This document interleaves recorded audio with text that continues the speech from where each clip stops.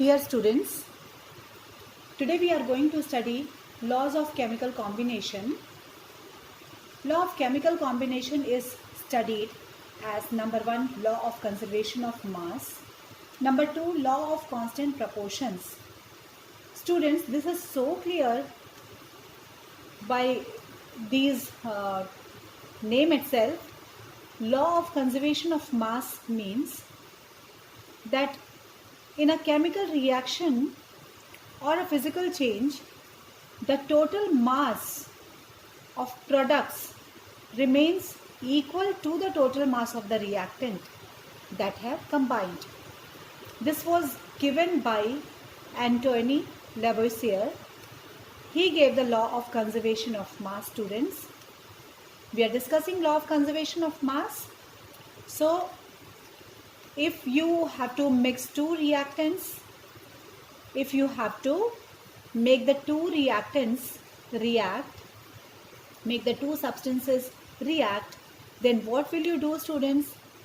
First you weigh them without mixing, okay? Apparatus A, apparatus B, you take both the apparatus and reagents in both the apparatus.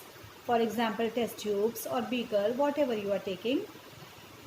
A and B substances you take in those beakers and then you weigh them.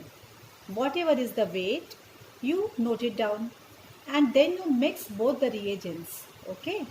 Then you mix both the reagents and product will be formed when you will mix them, isn't it? So after mixing, again you weigh the apparatus, both the apparatus together. You will observe that even after mixing and before mixing, mass was same. Whatever mass was there before mixing remains same after mixing the reagents. That means before the reaction, whatever mass reactants had, it is same as after the reaction. So in other words, we can say that the mass can neither be created nor destroyed in a chemical change or in a physical change or chemical reactions. I am repeating it again, students. The mass can neither be created nor destroyed in a physical change or chemical reactions. Let us take one example, students. The two reactants taken over here is barium chloride and sodium sulfate, okay? So barium chloride and sodium sulfate, these two reagents are weighed, okay? In beaker A you have taken barium chloride, in beaker B you have taken sodium sulfate. So you weigh beaker A plus beaker B together. Whatever is the mass, you write it down and then you mix them.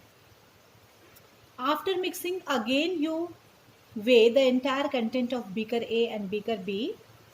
The mass will remain same. So total mass of reactant remains same as total mass of products.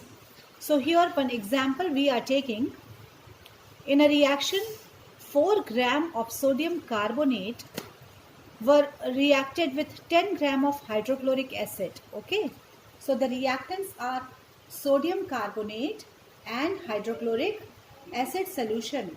The product was a mixture of 2.5 gram of carbon dioxide, 11.5 gram of sodium chloride solution. In this data, is this data in agreement with the law of conservation of mass? How will you prove, children? You have to add the mass of reactant, that is 4 gram of sodium carbonate and 10 gram of hydrochloric acid.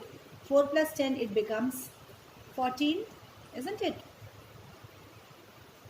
And mass of products also you have to add and check whether it is same. Mass of reactant is coming out to be same as mass of products.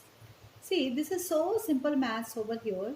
11.5 gram of sodium chloride solution is prepared and 2.5 gram of carbon dioxide is prepared. Students, if you add the mass of these both the products, this comes out to be same, 2.5 gram plus 11.5 gram, isn't it?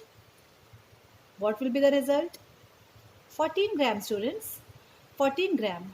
Mass of product we can see clearly it is 14 gram and here mass of reactant is also 14 gram.